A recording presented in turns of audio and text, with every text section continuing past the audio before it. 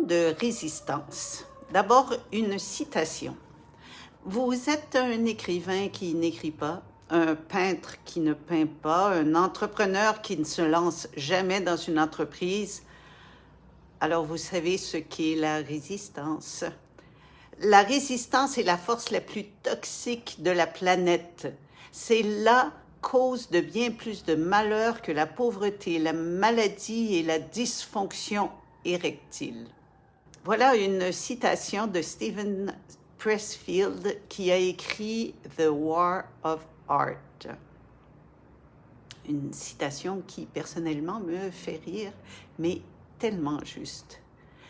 Le plus difficile quand nous sommes des créateurs est de trouver l'impulsion qui nous mène à nos projets si nous n'avons pas d'obligation ou de date de tombée. Et je vous le garantis, je le vérifie tous les jours. Suis-je particulièrement paresseuse ou est-ce que j'ai un problème de discipline? En toute honnêteté, je ne crois pas. Je pense même avoir une discipline particulièrement efficace et une très grande capacité de travail. Mais quoi alors?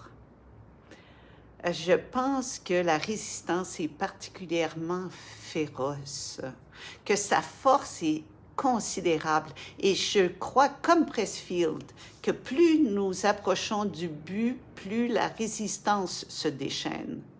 Les résistances prennent plusieurs formes. La procrastination en est une, l'auto-sabotage une autre, le perfectionnisme, l'horaire trop chargé par nos bons soins, le manque de confiance. Et je peux continuer comme ça, la liste est longue. Que pouvons-nous faire alors devant cette force qui est plus forte que nous? S'asseoir et pleurer? Retourner au lit? Non! Que faire alors? Pour moi, le moyen le plus efficace que j'ai trouvé depuis toujours, ça a été l'engagement, depuis le début.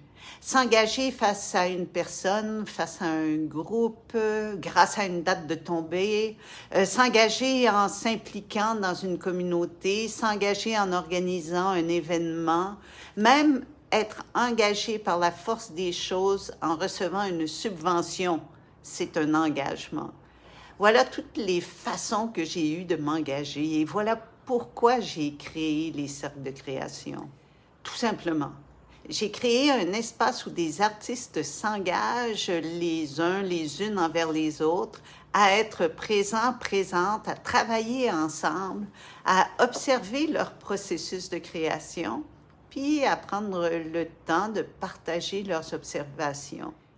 Et le plus extraordinaire et le plus inattendu, je dois vous avouer, c'est que ces artistes reviennent session après session. Et la complicité est encore plus grande. La compréhension du travail de l'autre est plus profonde. Et il y a beaucoup de joie de voir ces alliés artistes se développer et réussir. Alors, si ça vous intéresse, vous savez comment faire. Il y a un lien juste en bas. Au plaisir.